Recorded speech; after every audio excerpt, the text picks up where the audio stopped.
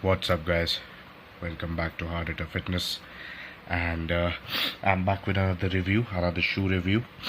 Why I do shoe reviews? Because I think that a large part of my audience, as well as the people who are watching, are people who are wanting to pursue powerlifting. And as I follow powerlifting, as I pursue powerlifting, I've competed in powerlifting, and it's been a while since I last competed. It's been actually about more than 2 years actually, in a proper sanctioned federation meet, not a local meet. But the entire reason being that shoes are an integral part of powerlifting, and what you lift in can definitely help you. So there is a disclaimer here that these shoes are going to be valuable only if you are a competition lifter. These are not recommended for recreational lifters, unless obviously you have the money to spare. And these are requirements only for people who are professionals, because that's the edge that they give them. Two of the best shoes probably are high bar squatting or low bar squatting with a relatively closer stance or a medium stance, and a lot of Olympic movements: the Nike Romaleos 2 and the Reebok Legacy Lifter. Let's do a versus on this, because I've had a lot of queries regarding which is the better shoe, and these are the two shoes that people are mostly confused about. So when you're looking at it from a perspective of an Olympic shoe, both of them will have a bit of a fallback, or even CrossFit, because of the fact that both of these are heavy. These are real bulky heavy shoes, right? So you need to understand the fact that CrossFitters and Olympic people quickly need to get into the bar for cleaning and their snatches. So it's very important to have a lighter shoe, a flexible forefoot. These don't have a lot of that, right? What they do have is tremendous stability. So that is why they're a lot more popular among powerlifters.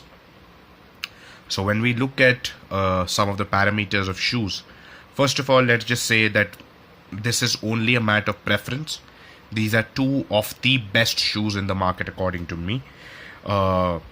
These can be used for squatting and bench pressing because of the great support, as well as the rebound, and not the rebound, because of the great stability that they provide you, and because of the thick hard sole right at the bottom. It is very important that we also take into account how heavy these shoes are, because the powerlifters generally prefer heavy shoes which sink them into the ground, so as to say. Let's look at some of the parameters that we have. And we look at material, leather for both of them, right? And you can see very sturdy, absolutely sturdy. And these are relatively new. This is about 2 years old. This is about less than a month old. These are not broken in yet. I've lifted in them only once.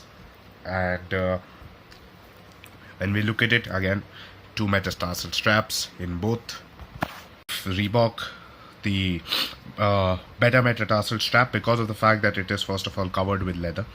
The Nike ones are a lot more seat belt based. 2 metatarsal straps in each to hold down the foot. Personally speaking, I would say Nike holds down the foot a lot better, right? When we are looking at the weight, this is very slightly heavier than the Nikes, right? The breathability of the shoe, now these have small vents, these have bigger windows for the breathable nature, right? I would say it's an equal on both ends. When you look at the quality of the heel, it's great on both ends. Here Romaleos has a 0.75 inch heel. The lifters here are at 0.9 inches, so slightly higher heel, effective heel that you have. Effective heel is essentially from the front of the shoe to the back of the shoe. What is the rise? This is 0.9 inches, this is 0.75 inches. When we come at looks, I would say both of them here in this colorway are not the best looking.